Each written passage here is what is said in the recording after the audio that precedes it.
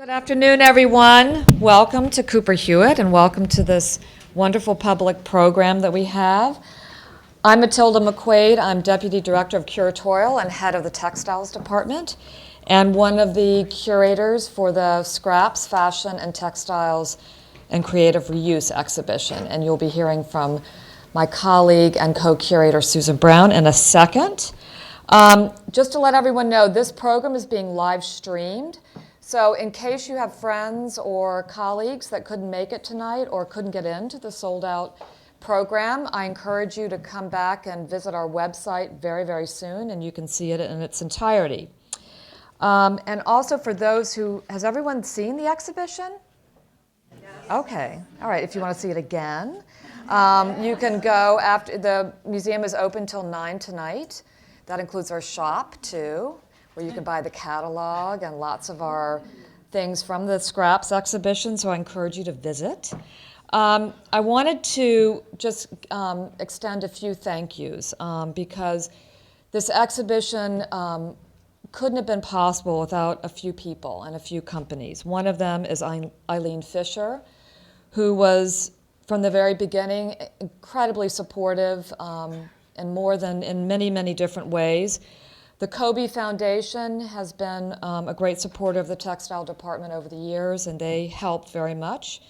Additional funding is by Ryoin Kaikaku Company Ltd. And then also the city of Tsuruoka in Japan helped Reiko Sudo and Nuno Corporation in many of the materials that you see in the exhibition.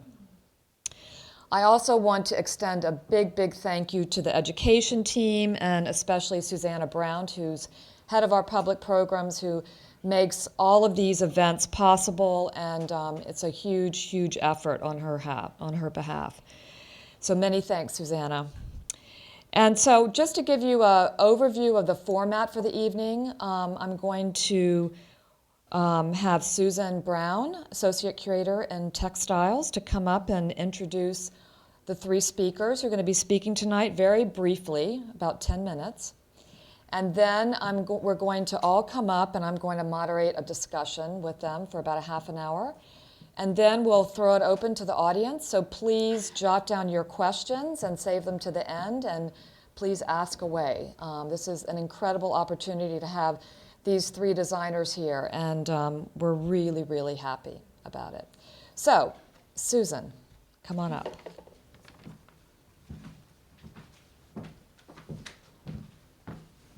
Hi. So as Matilda said, we're thrilled to have been able to bring these three designers together for this exhibition and to have all three of them with us this evening. Luisa Cevese, the founder of Riedizioni in Milan, Christina Kim, the founder of Dosa in Los Angeles, and Reiko Sudo of Nuno in Tokyo.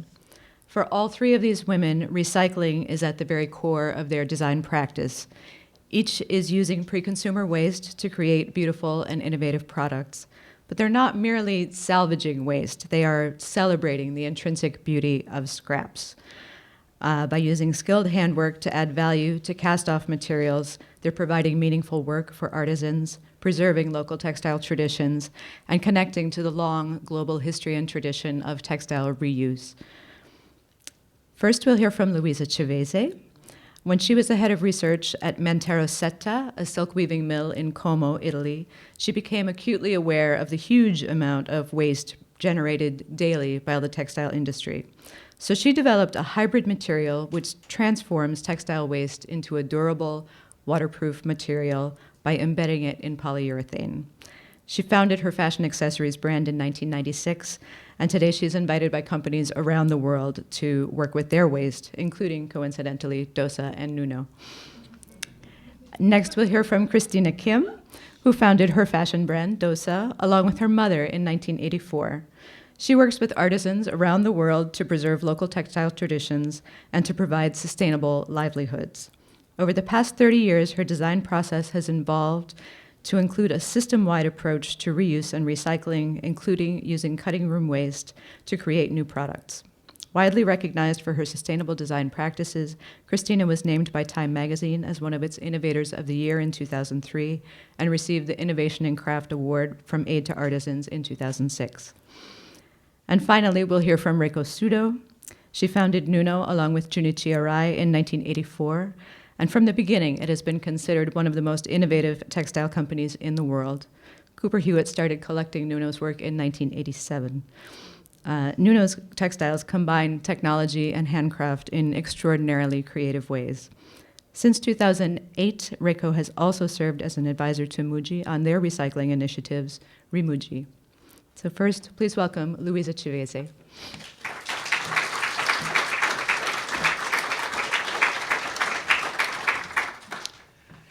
Thank you, Susan, and thank you, Matilda, first of all, for putting the three of us together.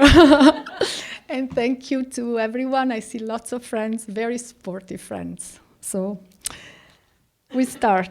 I believe design is the expression of a thought and an emotion within a product, expression of an idea.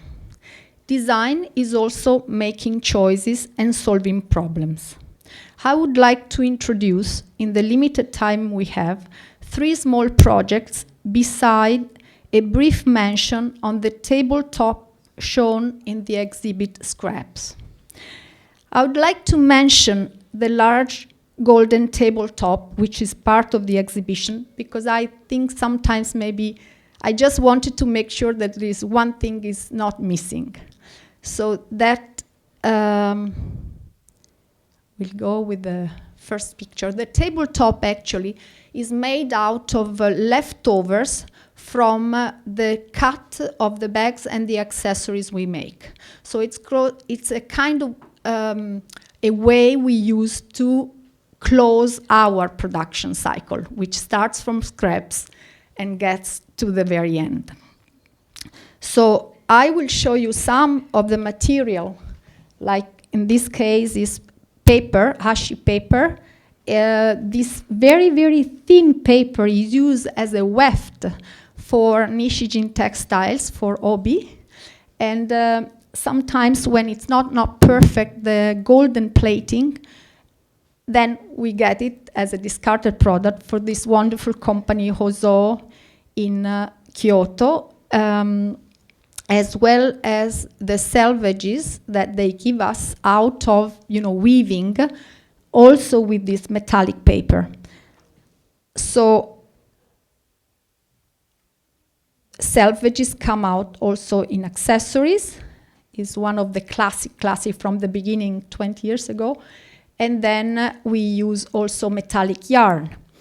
Metallic yarn that comes, from end of cones or again discarded material. The reason, the only choice I made for the tabletop is that in such a beautiful room of the Cooper Hewitt, the gold could be really the right choice. Of course, we use this method of reusing the scraps from the cut in other materials, colorful or non-colorful, but this is, this was the choice I made for the exhibition. So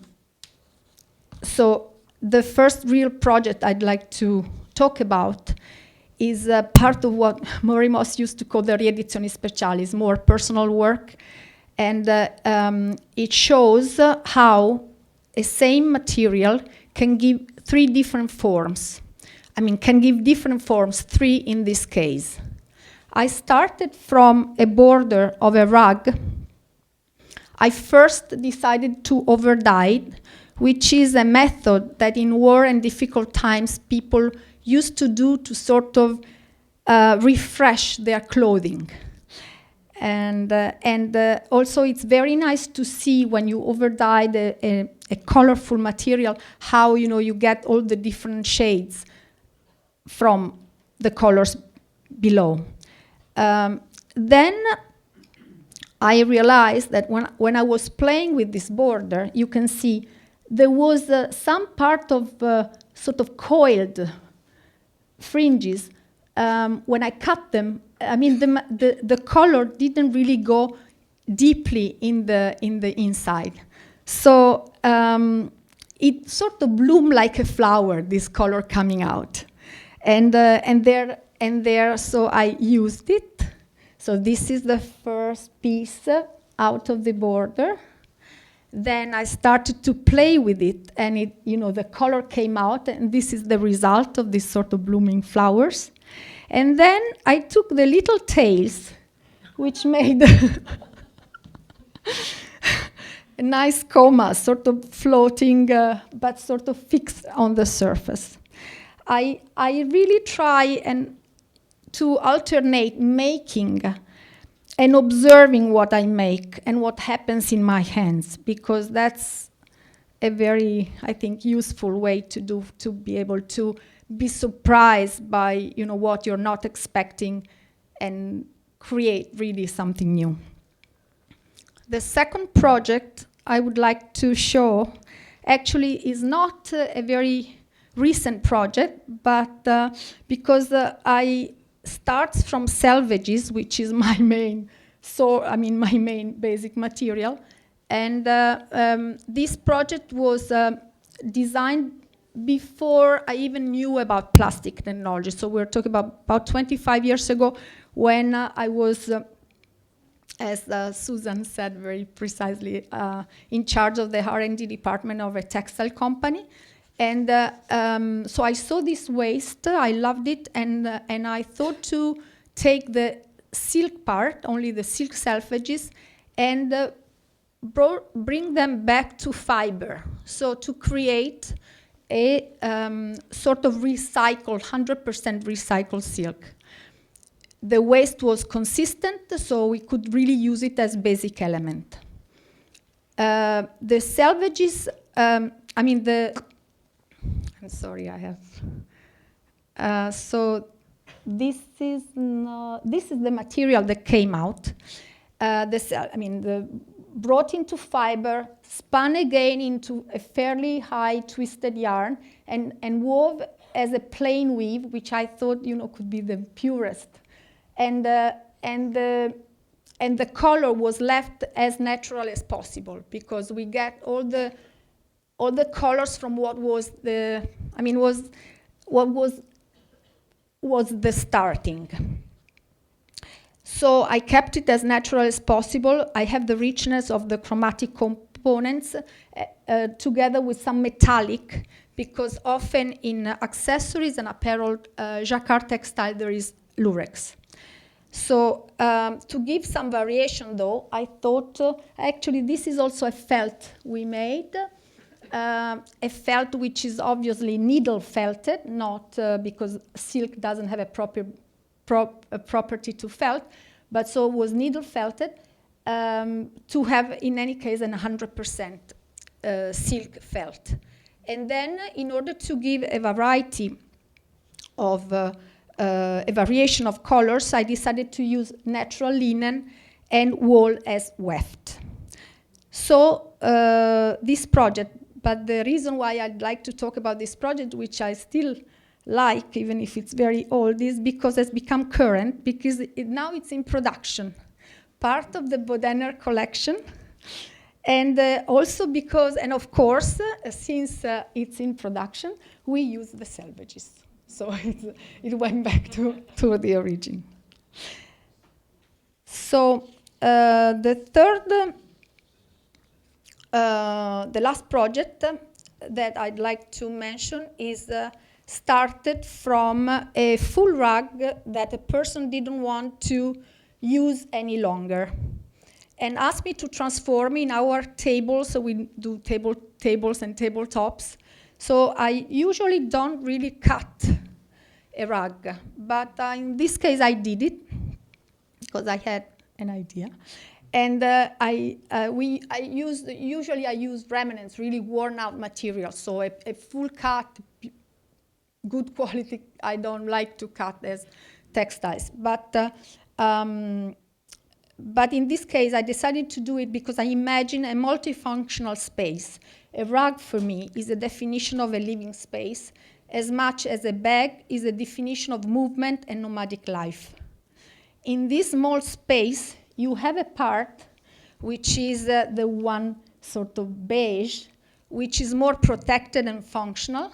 So it's coated, polyurethane coated, and a part more tactile and soft, which is the rug part. a side to eat and a side to read.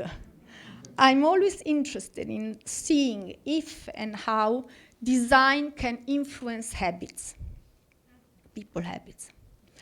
So I'd like to show you a few more pictures of this. Well, the table, the top, and this is actually with worn out material.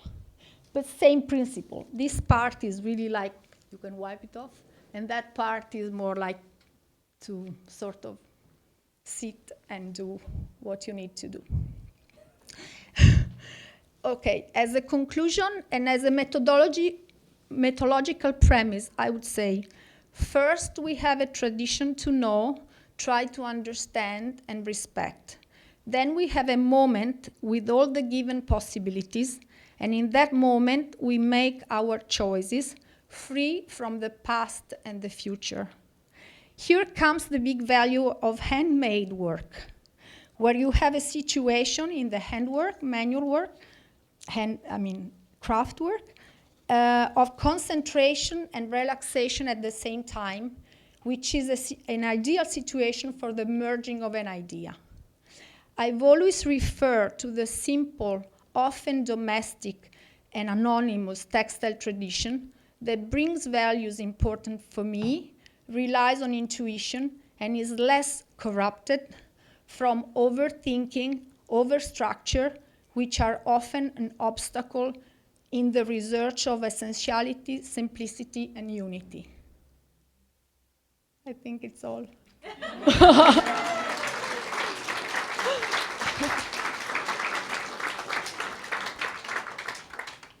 And this is it. Yes. Oh. Thank you.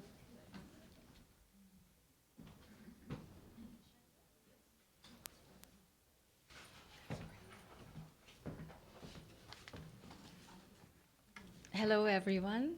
Thank you so much for coming and being here at the space. I just wanted to talk to you about making of Room 108 Scream, which really allows me to talk about how, using traditional technique and to translate to site-specific project, which making of Room 108 is. So, oops. Oh, Francesca, I think I need help. Okay, I definitely did something wrong. Sorry, so then I'll just... Make sure you fast forward to the next one. I did? Yeah, sorry. Okay. Okay. This is my second PowerPoint presentation, everyone. So, Yeah. okay. No, there's something, Okay. it's moving to the next, I don't know if someone can help. It seems to be moving, jumping to Reiko's. Hey, Reiko, maybe you're PowerPoint. next. See? I'll let an expert. I don't know, I'm an expert. That's so funny. I'm just gonna wait. Okay, hold on a second. Susanna, are you here?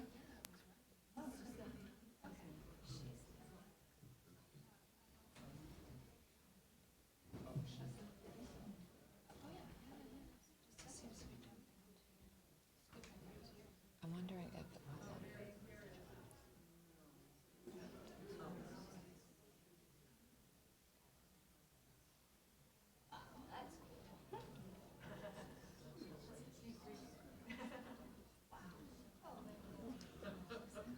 sorry. Yeah, I know. Okay, so I think it just was out of order. Okay. So,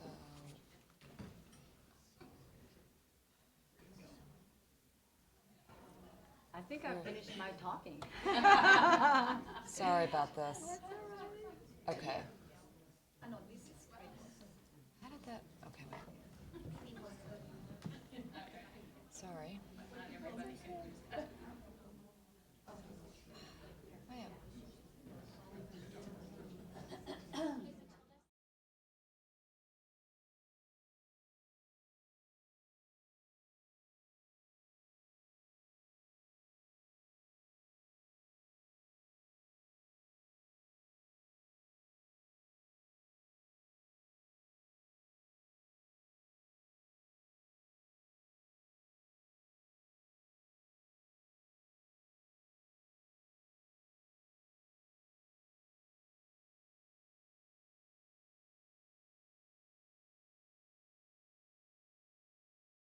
show you my images. Okay, here we go. So 1976, I came to New York for the first time to celebrate bicentennial, right? And one of the museums that I visited was Cooper Hewitt Museum. So for me, the architecture has always been a really important part of the work I do, and always making things that are inspired by the location. So this, when Matilda asked me to do site-specific project, I thought it was really interesting that I get to remember 1976. So the room, this is the physical space of the room 108, and I spent a little bit of time just looking at the space and trying to see what it is that was really important for me to use as a design element. And I love the ceiling motifs, and as well as the fact that, you know, this there were 3 beautiful windows that I could use as a scrim. And, you know, walking around for a while, I also had another memory from, you know what? Let me try to do this. So this is the room as is. And I remembered going to Paris for the first time in 1982. And I remember seeing the Church of Saint-Sulpice.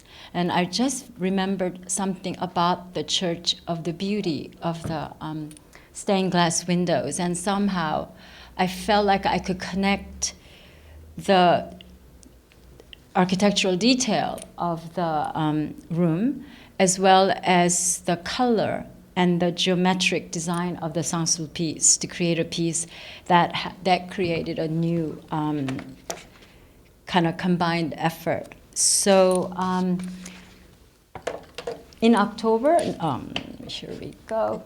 In October 2015, I went back to Saint-Sulpice and really studied the piece. And I just love the colors of green, because I imagine this show would be starting from October as it did, and then it will go through the winter. And I wanted to bring the element of green to the room for a couple of months, 6 months. So, and this is the first drawing I have done using just the collage of the Saint-Sulpice, and kind of trying to add to the room itself. And then I came back. You know, when I was in December, I did some really good studies of the ceiling detail, and I did a drawing, rough drawing, and it's from the photograph and just a really quick sketch. And then I did a little bit more architectural drawing. Whoops, sorry. You have to excuse me, this is not. Okay, there we go. So this is more of the architectural drawing of each element from the ceiling. And then I did a layout based on the way the room ceiling design looked. And then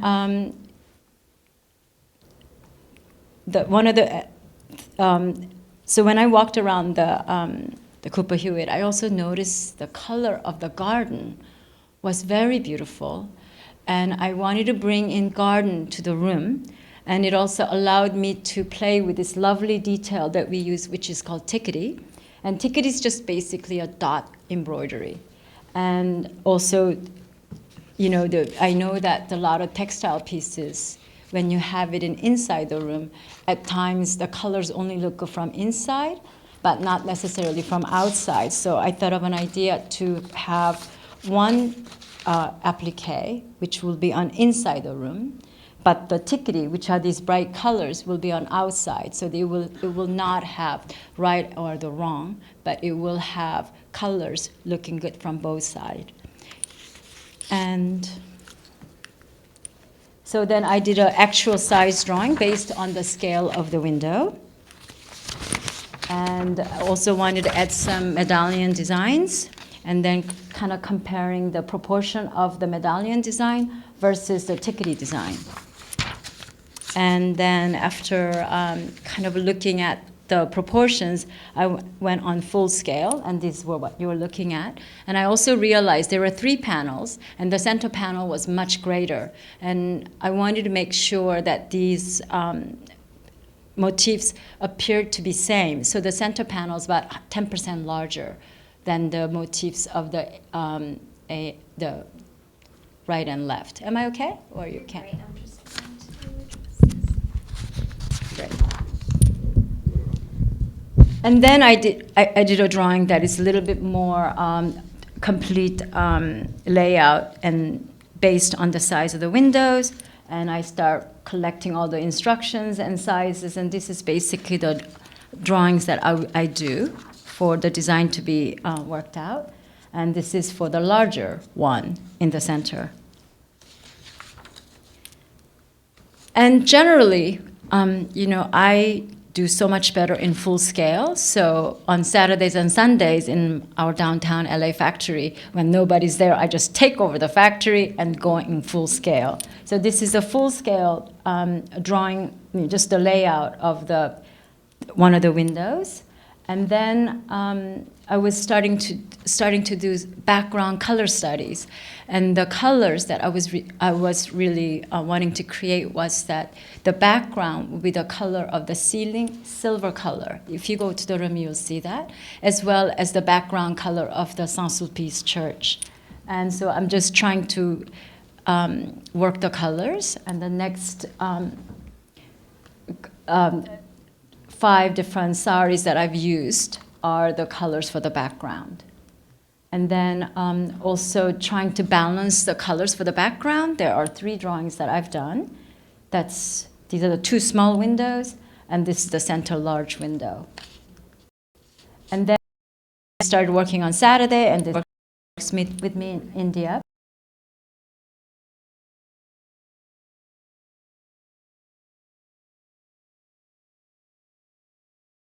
Church. And these are the colors that I use are Jamdani. And again, what I had to do was I had to make the drawing in full scale. So this is the full scale drawing. And then I used the full scale drawing to place where the cut green elements would go, so we could move it up and down and change the design as we imagine it without marking on the base cloth itself. And so this is working on the larger centerpiece, and I'm up on the ladder, and I'm asking Mona and Ava, who was at that time our intern, I'm having them move the textiles around. And then also, because this is a piece that's hung against the window, we have high hanging rack area, so we are actually able to see what it would look like. So I walk flat on the floor, and then after I'm satisfied, it goes against vertical. And then all of this has to be marked. All of this has to be taken off and folded and sent to India. So Mona was working with me in LA for 3-4 days, and she will have to take everything off because everything was going to be done by hand in India. So this is just basically indicating where everything goes. So it could be taken off the textile piece and folded. So this is a small panel, another small panel, and center panel. So this is just also wanted to share with you how I work with working with the artisans, the kind of the system that I have built to for them to understand and for us to communicate. So if I wanted to change any of these colors, we could reference it by just pointing at the numbers. And then these were colors for the tikiri. Those are the little dots. And always making them charts so they have reference. And already, of course, they get all the pictures of the room, pictures of the garden, so they have a full experience of what I'm trying to do. So then Mona took all of these, went to India, and I think that was July 31st. And she probably left a couple days later, but that's when I finished the drawing and the design. And then this is the first layout. They laid out exactly the way we planned it, and then they basted it. And then they put it against the window, and I didn't like a couple of colors, so they had to change it. And then after that, This is Kamlesh, who is the owner of this workshop we work in. While we are working on the actual applique, he's cutting all the little ticketies. And so that one on the left is the beginning of hand stitching and then appliquing. And they just do little partial designs for me that I hand drew. And then they would email that to me, and then during the day I think about it, and I finish the design with a whiteout, and that's what went back to India the same night. And then I gotta go back. I didn't really care for the way they used the colors of the tickety, so then that same night I went through more of our scraps, as you can see above, and then I marked more variety of colors, and this all again went back to India. And as you can see, this is in a workshop. She's doing hand applique and starting to make these designs. And like I told you before, I love the gesture of marking, so she's just using pencil to draw the line. And this was the very early, like almost halfway finished panel. And they just did a quick markup of ticketies. And the same day, as well as they also sent me some ideas for medallion. And then again, that same day, I spent probably a couple of hours going through, and I did more drawings how to add more ticketies. And this went back, and now they're adding the ticketies, and this is the finished panel. And they iron, and that was being shipped. Meanwhile, they're working on the larger panel, and again, many women around. And then this is initial center panel. Same day, I did the drawings, and this went back to India all via email, and then finishing up the piece. I wanted to give you a little bit of facts. I'm not sure what it means, but I just wanted to share with you. I spent personally, by myself, just the drawing and the design, about 34 hours. But what's so interesting to me, of my 34 hours, Francesca, I might need you to help me with this, just to get the facts right, which is it took 27 people, 295 hours, and 37 days to complete 3 panels. And what I think about when I see this, we probably not even used more than 300, Francesca, tell me, maybe 500 grams of fabric. But just about, yeah. But we were able to create this much work without using any machines. It's all hand. And I think about that a lot, thinking about environmental issues, not enough work. I think interesting facts. Thank you.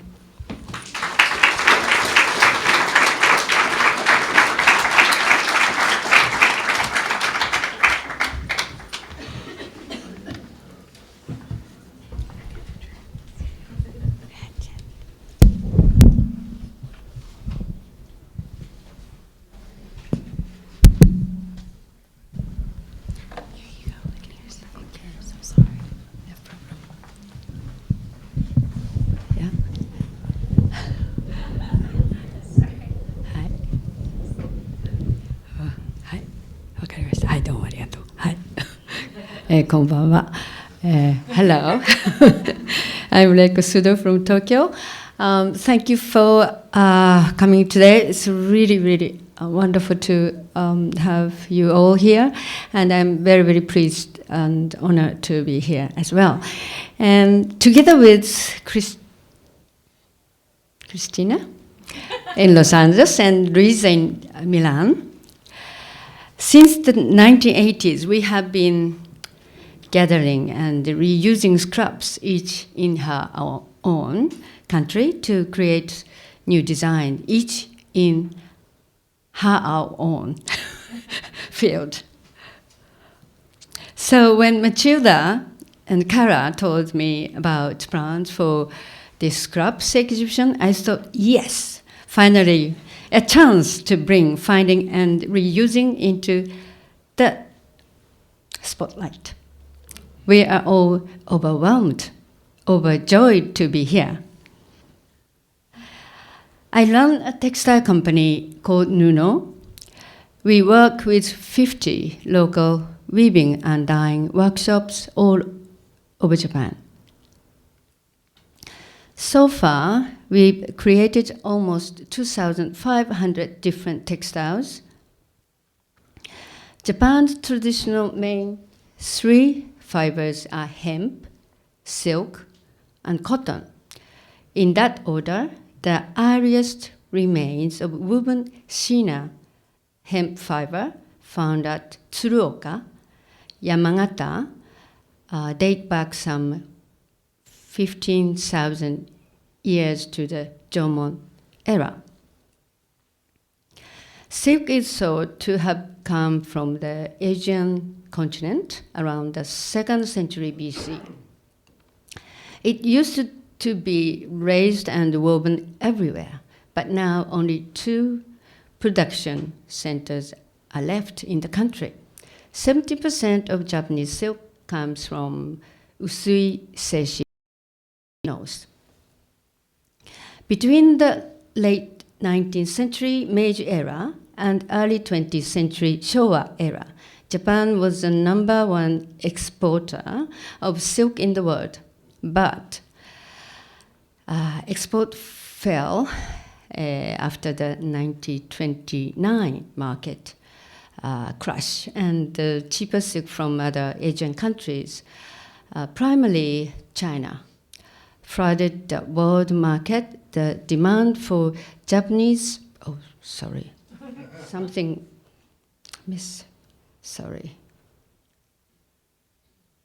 how do I?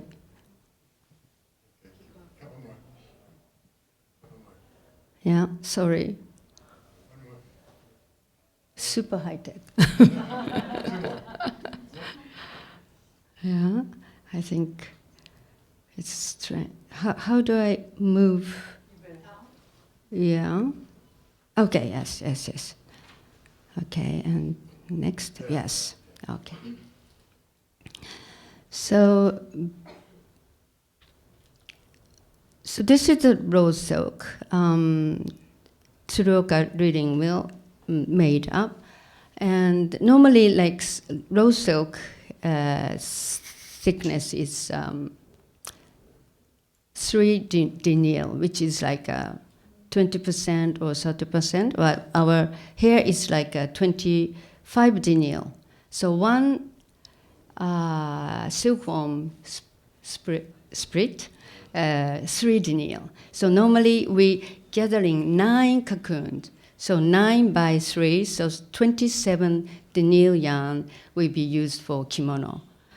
So between the late 19th century, as I said,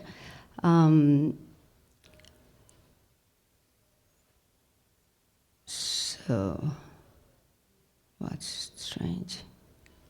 Well, so the demand for Japanese silk further declined after the invention of nylon in 1940 from America. What? Next? No, not moving. This one? Maybe? Didn't move. That's this one? Right here?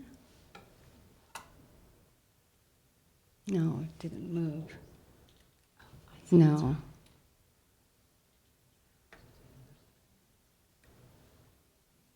Yeah, maybe she doesn't want to show up in front of you. So, yes, it's, you can maybe know who she is. One reason Japanese silk survives at all in that, since 1871, and the Meiji Empress, the imperial family has continued to raise silk inside the imperial palace. So also reeling mill as well. Amazing. They can make their own silk for special event. And this is the actual, so how do I return? Yes. this this part, the same as the pieces in the gallery. Kaiten mabushi we called. Yeah, the same one we brought from Japan. So this is the emperor's silk house. It's really beautifully done, and the special silkworm, very, very special silkworm called koishimaru, which is Japanese like origin. So she raised the koishimaru since like Taisho era. So koishimaru is the tiny one on the right. It's a really nice shape. And the left one is imported from China. So industry has been subsidized and protected by the Japanese government. However, in 2008, the Ministry of Agriculture, Forestry and Fisheries announced that the government would no longer support Japanese silk. Sorry, just, yeah? Still, okay? I can't move this now, it's strange. Sorry, maybe you can help. So this one, how to move? Oh, I see what you're trying to do. Yeah. So that's why I just wanted to use my own computer. Yours are too high tech. Mine is low tech. Yeah, I think. Is that? Yeah, here? You know, it's not. No, you can't. I don't think it'll let me. I'm so sorry. Oh, just. My sincerest apologies. もう日本語で言うよ、そしたら。Sorry. No, maybe, well, it's fine. It's not fine. It's not fine. Let me just change my computer. Is that okay? Yeah, because I just wanted to show you whole images perfectly. Well, I just got the book from Imperial Palace, and so, well, only 2 images I got, but well, I already showed.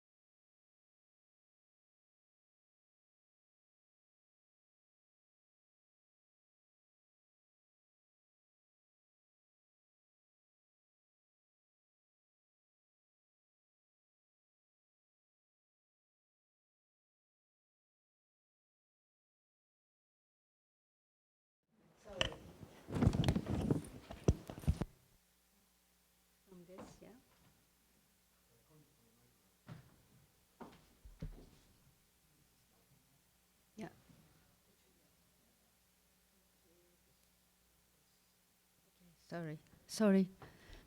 I'm so sorry about this.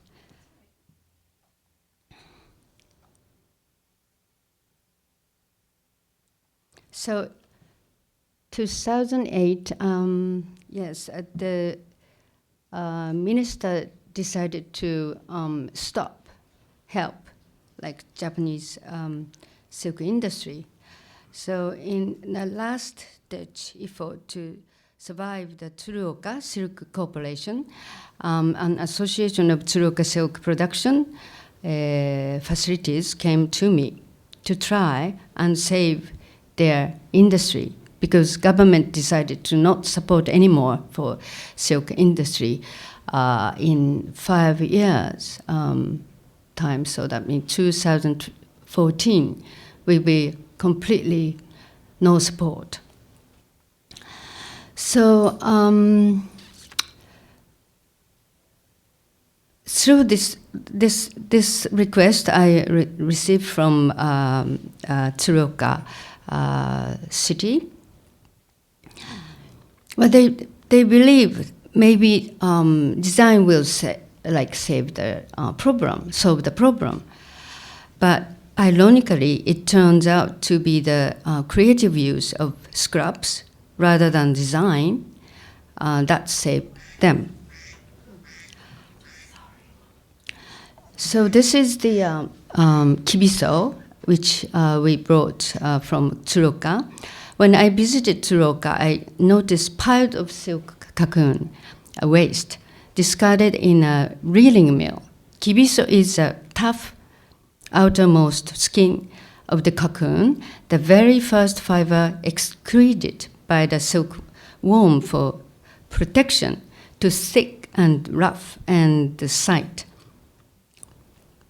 Irregular for industrial weaving.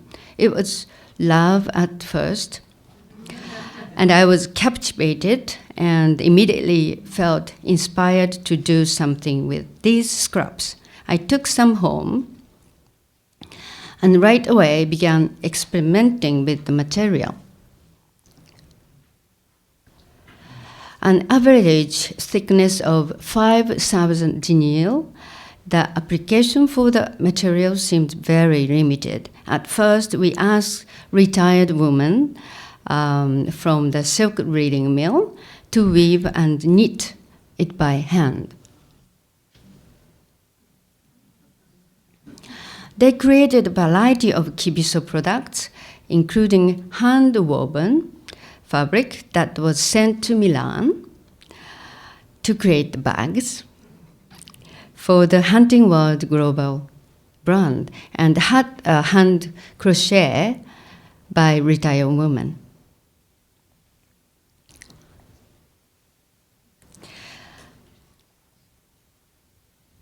And rice straw left over after the harvest was traditionally used to make sandals called waraji in Japanese, which are still worn by kabuki actors, and made by hand locally in Tsuruoka. So it seemed natural to produce waraji using kibiso. Weaving kibiso was still very difficult, but I finally got someone in the Tsuruoka weaving cooperative to find a way to refine the fiber down to 500 deniers, which could be used for automatic machine looming. Woven kibiso doesn't feel sleek and smooth like silk. It's rough and resilient. It contains lots of sericin, an amino acid compound very similar to the natural moisture factor in human skin. So researcher at the Kyoto Institute of Industrial Technology conducted tests on kibiso. Their findings showed it to be a very smart material with many useful moisture-retaining, antibacterial, water-repairing, and UV filtering qualities. This has greatly added to its appeal and popularity. That's naturally because silkworm have to protect from the outer skin. So if the rain comes in, silkworm will die. So completely waterproofed. So each year we've added new designs. So by now, the collection of machine woven kibiso textile is large. And we are still finding uses for our original hand-knitted kibiso, including this lamp by the late fashion designer Yogan Leel. And this stool, hand crocheted by Nuno members, which won the Young Design Award from Milan Salon 2016, this year. But not Nuno design, designed by a young boy from the car automobile industry. So this year I've been working with another silk byproduct, the last part of the thread excluded by the silkworm. So this is, I don't want to touch this machine. It's really, so one cocoon yields 1,300 meters of thread, the very last bit that sticks to the metal spinning rod, in called ogarami choshi. Ogarami means like a, on means like a deer spinning fiber. It's a really nice way to say. So it can be peeled off in small flakes. We, all of Nuno members, started to peel the ogarami choshi. And one day, my mother-in-law asked me, Reiko, something to do I can do to help? She's 96. And I gave her this ogarami choshi. And she started doing so hardly. And then she had a backache. And the doctor came and like, what's happening? And I said, I'm so sorry. I gave her a labor work. And he said, that's good. That's good. She has to have some job. And she can sleep maybe 2 days or 3 days in bed, and she recovered. So, and some of bits are in that collection, or the gallery. So laying out these flakes by hand, like a mosaic, we can make beautiful membrane sheets. We are exhibiting new works made from this ogarami choshi for the first time here in New York. To my eye, they look something like Buddhist robes, kesa robes, worn by monks and nuns, embody a noble property, ideal of living lightly in the world.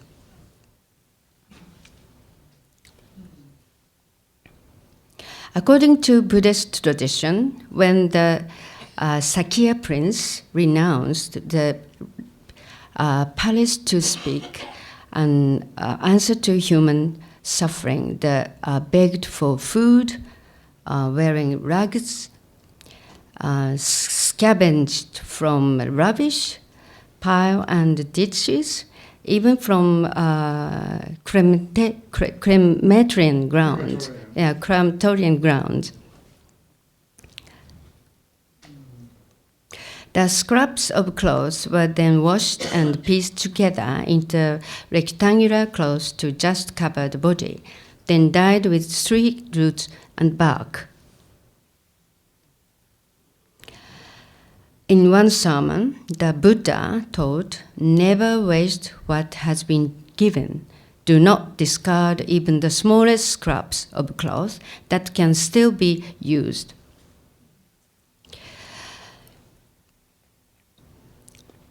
Just Christian art ask, what would Jesus do? I hear these Buddhists in California who asked, what would Buddha recycle? The kibiso is waste material made pure and precious.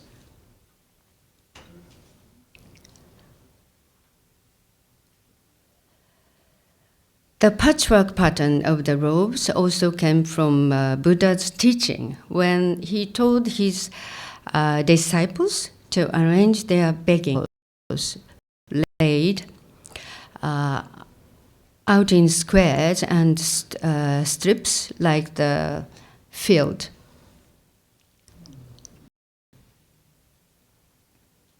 The right there interdependent to the heart of what I have always tried to do. When creating textile at Nuno, just recently we made this Kesa-inspired altar hanging for a new church in Kyoto. Nothing needs go to waste. The real trash here is there is no such thing as scraps. Everything useful as long as we don't waste our imagination. Thank you all for your listening to my recycle talk. And thank you for your patience. Thank you so much. ありがとうございました.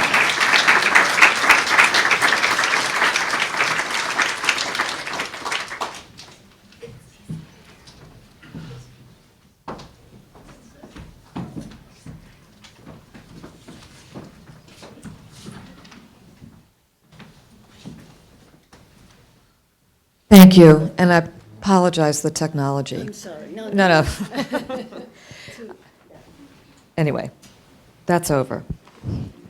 So, a couple of questions. One, it's pretty amazing. It was really unplanned that, well, it's planned but unplanned, in the sense that the three of you are together up on the stage and in the show.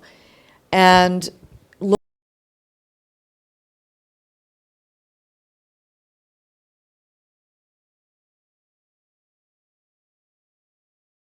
looking more and more into, your profiles, your bios, you all started working in the same year, 1984. I mean, you started your businesses, or more or less. So I'm curious, did you know each other in 1984? When did you all first meet? Do you remember? Or how did you, because you've worked together, that came up, so how did you meet each other? You just saw each other's work? Yeah, I know. I Here. remember. Is this on? Yeah, turn your mics on. Yeah. I think I met Luisa first. So I met Luisa in 1987. So she was in Kyoto judging the competition, right? What? Yeah.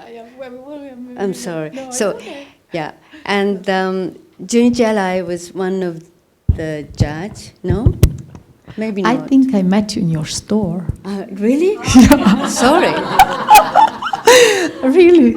Because I've always, because I met Junichi Arai. I went to Shinkiryo to see him. I was creating textiles before starting this project. And I think, I've always admired Nuno textiles.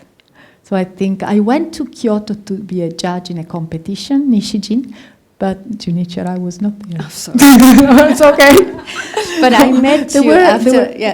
But then I came. But you visited Nuno after Kyoto. Yeah. So I just fell in love with your rag weaving bag. Uses Mantello leftover material. At the time, you made rugs. Are you sure? Yeah, I'm sure. I still have that This is one. very funny because, yeah. I still have that hand weaving bag. You gave me. I'm sorry. We're talking about that 30 years ago. Yeah, Christina And was. Christina? Okay, I don't know how to do this. Okay, I think Luisa and I met in LA. In LA, You came for to sure. visit me, Yeah. right? When we were in the old 929 South Broadway. Yeah, and I don't Certainly know how we met. I know why. Why? Because I had this project that I hadn't started the production yet, but I already was into this recycling with also polyurethane material. And the mother, who was a fantastic woman of a dear friend of mine, said that Elaine Nathanson. She said, you have to go and meet Christina Dosa. I think so, because at that time I was showing these kind of prototypes that were going to exhibition or something in a store. Do you remember on Sunset? Yes. Strip. Yes, and I She think gave I me- was starting to work a lot with hand painting and hand embroidery in China Yes. with a French English company who did this beautiful wallpaper, except that they were making for me Degournay, right? And we were creating all these beautiful clothing that were all hand painted from China, and we were collecting strips at that time, and I think that's And how we maybe I started. think- Yes, something Well, like I that. started, and then of course you said I'll give you the waist. Right. Okay, so now we So, got but we're a bit the. confused. Luisa seems to know Right. who's, how Yeah. you help that. And Reiko? Yeah, and Reiko, I met Junichi Arai, and he told me, I was telling him, I have this love for translucent textiles, like Korean fine hemp. But the other textile that I loved was piña fiber from Philippines, and I was traveling and looking for these fabrics and buying them in antique stores or whenever I could. And I was talking to Junichi about it, and he goes, you should really go to Nuno, because she has some, Now and, I'm curious. and that's how we met Did each you other. have a bag, one of those black and white cotton, black cotton and silk warp, but was already with plastic also inside? Oh, yeah. But this was, No, it was not material. Yeah, the silk selvage. Okay. Okay. We are, Next- I think next- we are next all very question. organized. Right? Yes. So, when I'm thinking about your work, I think about it being all about preservation, and preservation. So, like preserving something, like whether it's material in the case of Luisa, but I think it goes a little bit deeper than that. I mean, for Christina and also for you in terms of preserving traditions, helping weavers, helping out-of-work artisans. Can you talk a little bit about that? Was that a conscious kind of thing to preserve? For me, definitely, because I was very fortunate enough to grow up with a grandmother who was very, very, had a fantastic hand skills. And that was sort of the things that I remember most as a child. And my grandmother would be constantly sewing something all the time. And you probably all know the Koreans are very good at using whites. And I was always fascinated by the way she used handwork and mixing whites to create these surfaces. And what I realized at that time was how unique we are as beings to be able to make something with the hands. And somehow that just became my mantra. So, whether I was in elementary school, junior high school, and thanks to coming to America, I went to high school here, and the first class that I took was home economics.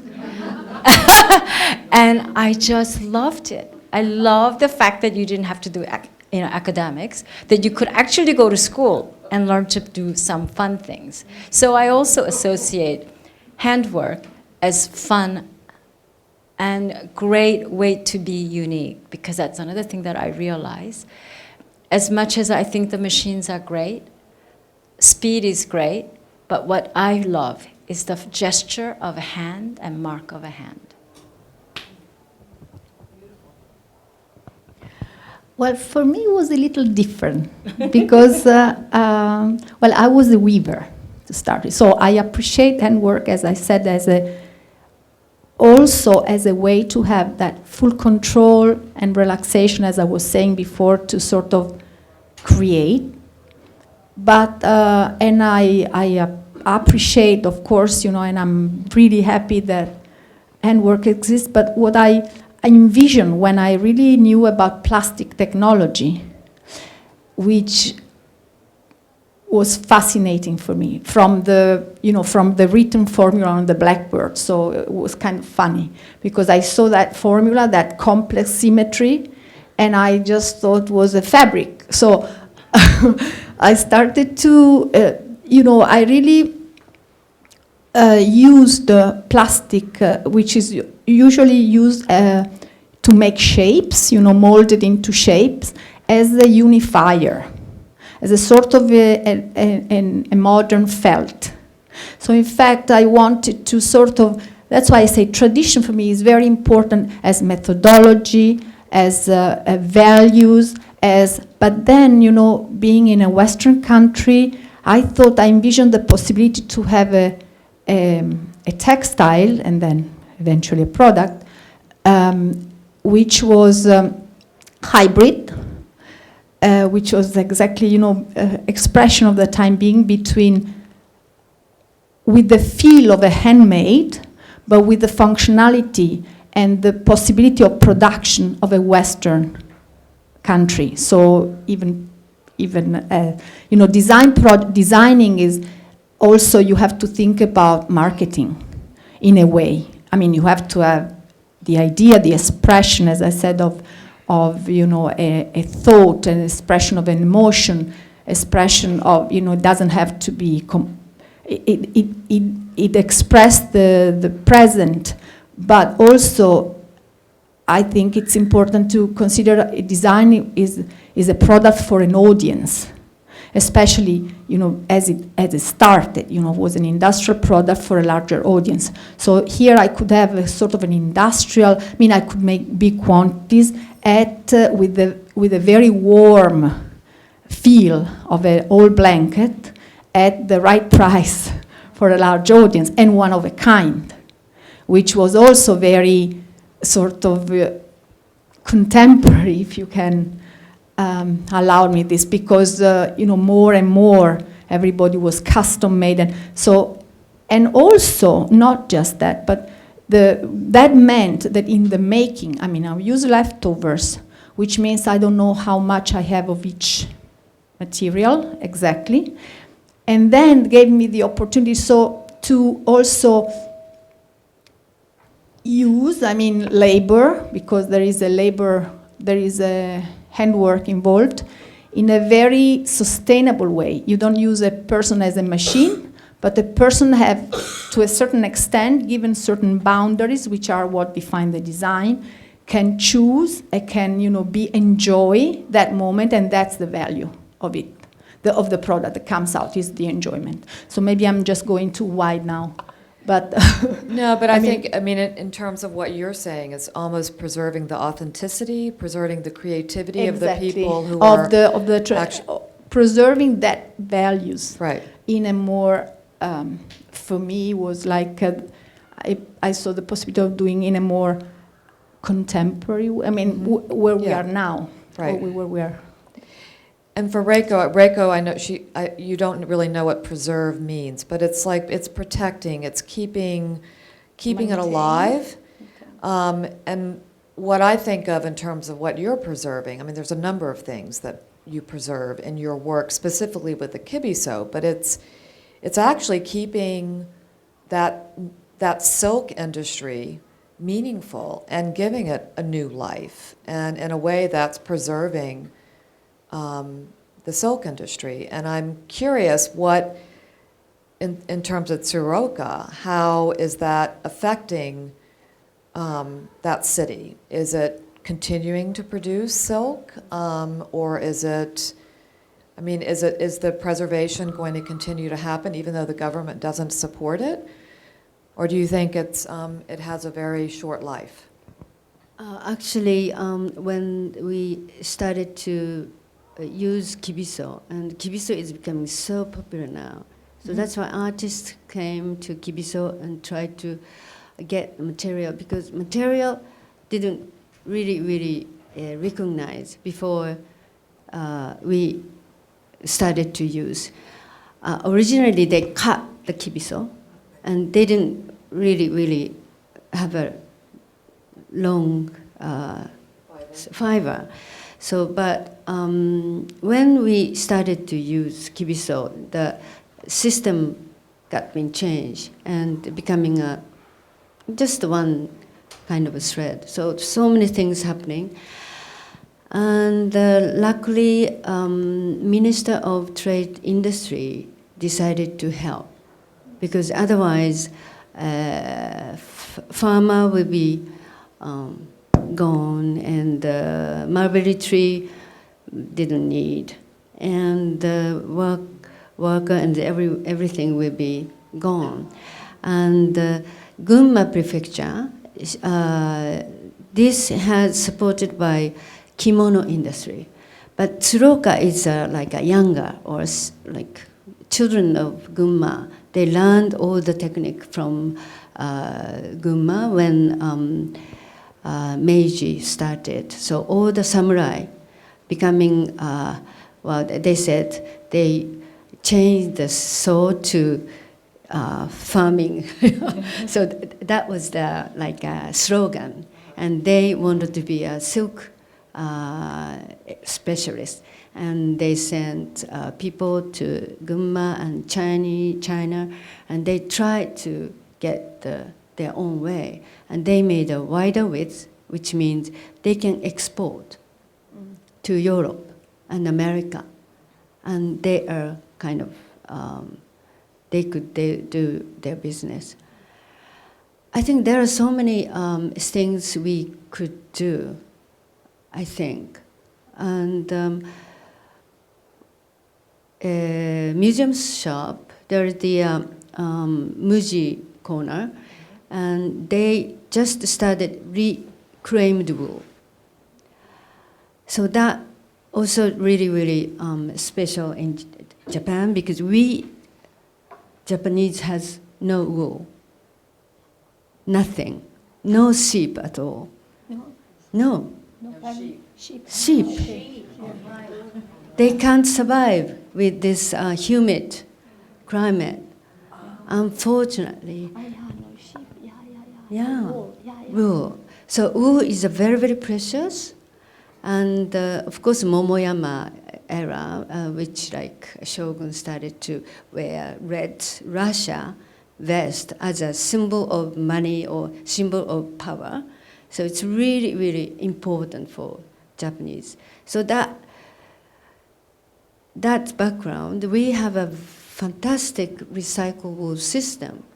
All the consumer kept old clothes made out of wool, and the government visited each individual home and paid money to get the wool material, because wool is a very precious, and they had a fantastic system, and they used to have a huge amount of industry, but lately it's getting shrink because New Zealand wool and Australian wool are very easy and cheap, and recycling wool is so expensive.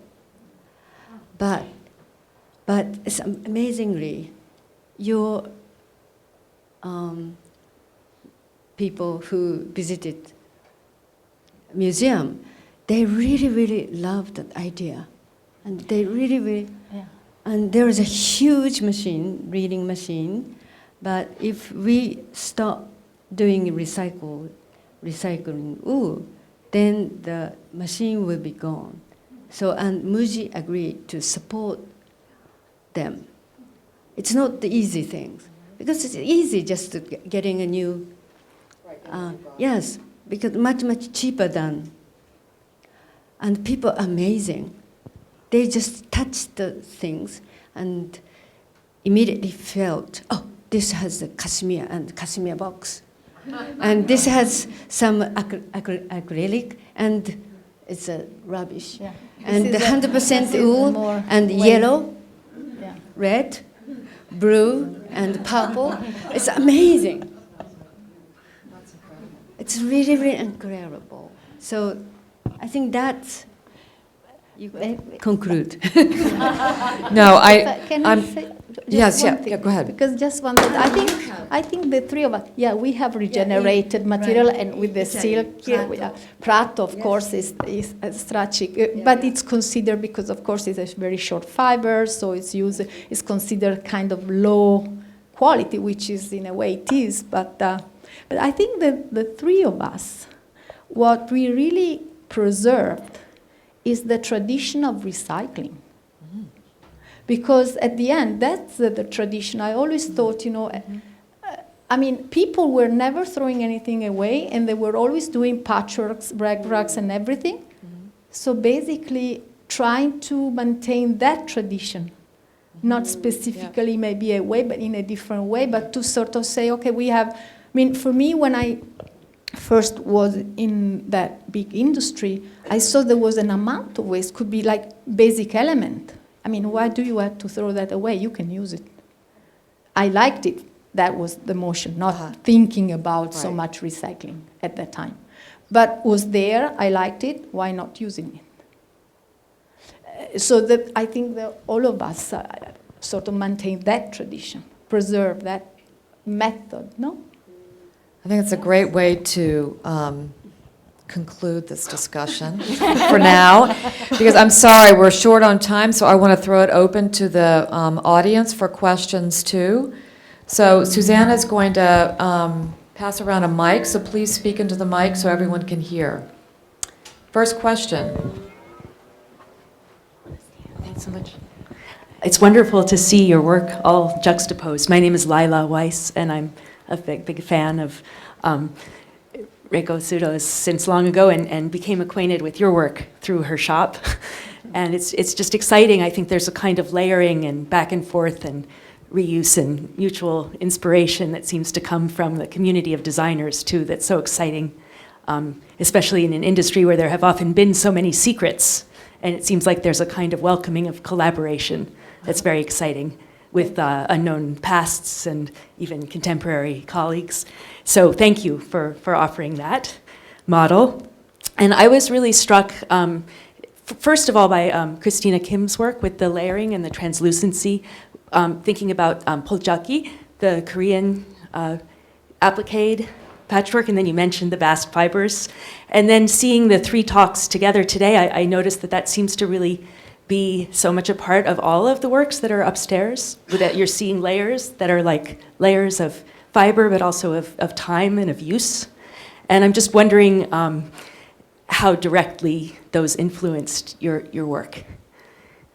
All three of you, they're just a wonderful sort of expression of handwork, but was that something that was an inspiration for you directly? Well, being a Korean, that's an easy answer.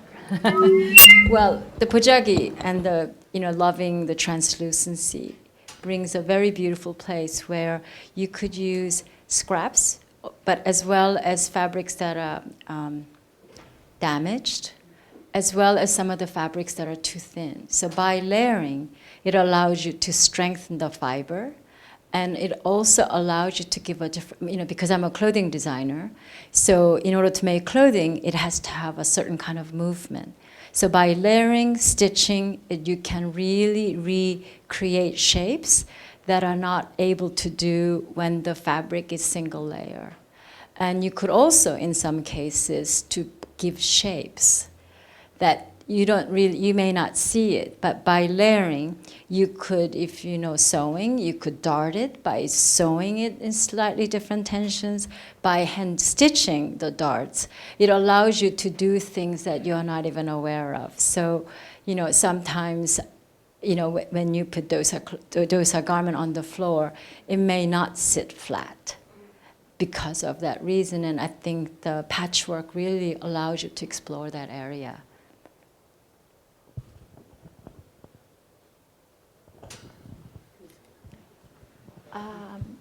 About the layering? Yeah, layering or the pojagi or the patchwork aspect. You don't have Maybe no. I don't have anything to say. But Another question? Hi, I'm Bonnie Mackay, and I have a question. Christina mentioned who her mentor was with her grandmother, and I was wondering with Reiko and Luisa, did you have mentors in your life, either in the beginning of your life or now, that you'd like to share with us?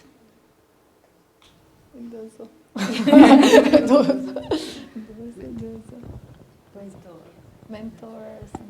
Mentor. Yes. My mother, I think. Well, because I was so little when I was young, like a child, and my mother couldn't find any fitted clothes for my body. So always she uses old kimono and make my clothes until I think I was really, really little.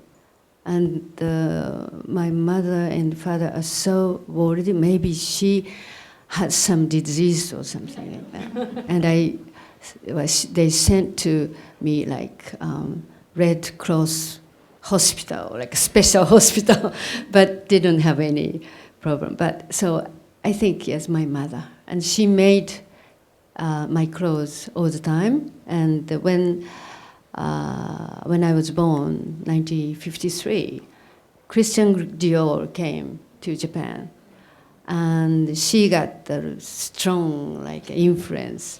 And she tried to make Christian Dior garment for me. And my skirt always had a petticoat inside. That was so funny, yes. Well, I cannot really think of a person as a mentor, if I understand exactly what that means. But as I said, my reference has always been the beauty of textile, domestic, unknown tradition, I think. That just, I don't know, it's just beauty. That kind of beauty, and I love textiles. I'm not quite sure why. I've always liked it. I think it's a very basic thing. After food, it's all you need. It's all you need, and it's also structure. I don't know. So, I think was basically the beautiful, simple textiles.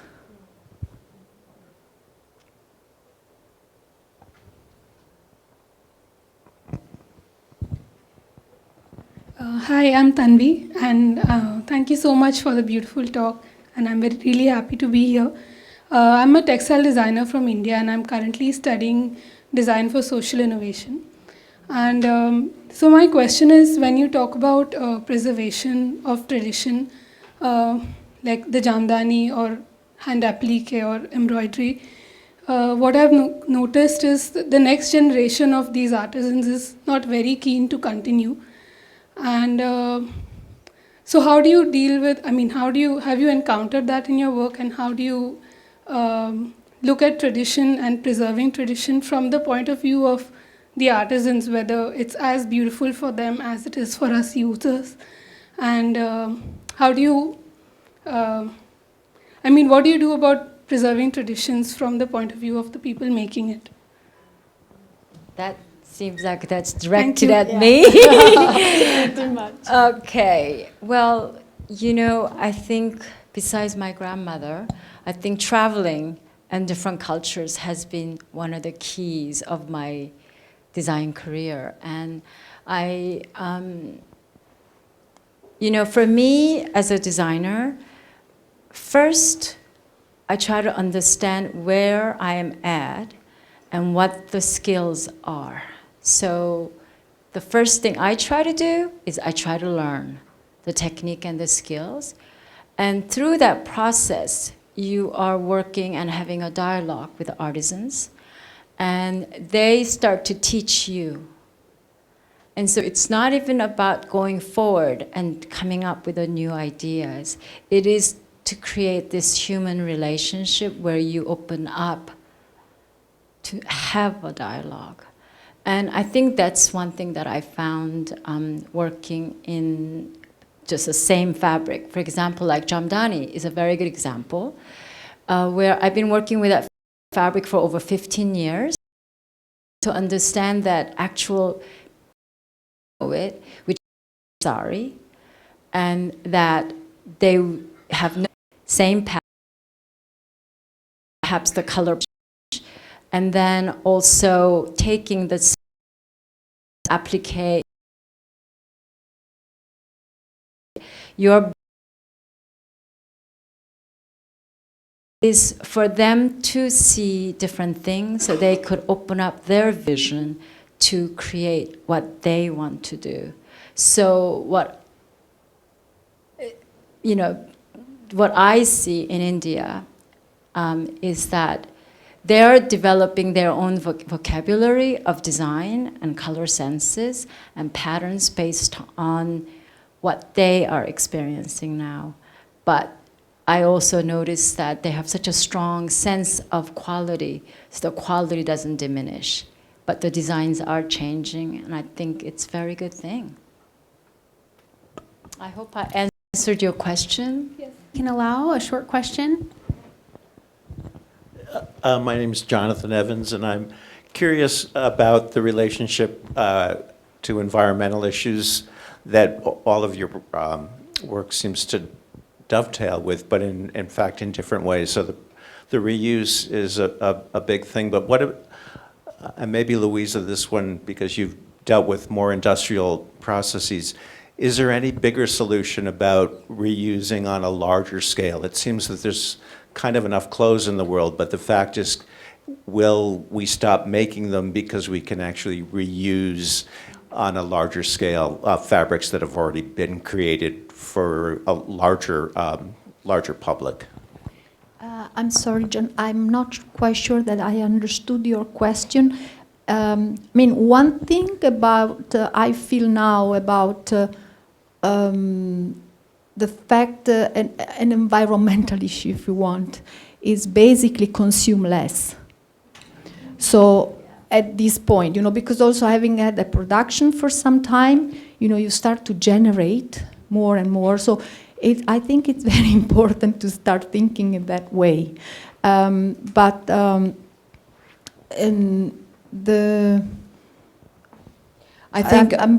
not sure if I understood completely your question. I think part of it is the idea of, and this was actually one of my questions I didn't ask, but I'm glad you did, about scaling up. About scaling up, meaning can you see recycling doing what each of you do on a larger in a larger way? Sure. I do, for sure. Sure. But to absolutely, me, there are different ways, and I mean, I showed a couple, which are, one is kind of traditional, the recycling of fiber, the regenerating fibers, and of course, for me was this faster way to, and sort of more technological way to put together this discontinuous material. But I'm sure there are many other ways to do it, and on a larger scale. But I think that I keep thinking that maybe having a very good, sustainability has to do with consuming less. I also think that it happens a lot. As a designer, it's very much about design thinking. So for me, I'm an owner of a manufacturing company where I really am involved in production. So I think about every decision we make. For example, in the cutting room, the way we cut, looking at not what you cut, but what you throw out. Therefore, creating work with the leftovers allows not just the environmental issues, but you are also, utilizing human resources in a different way.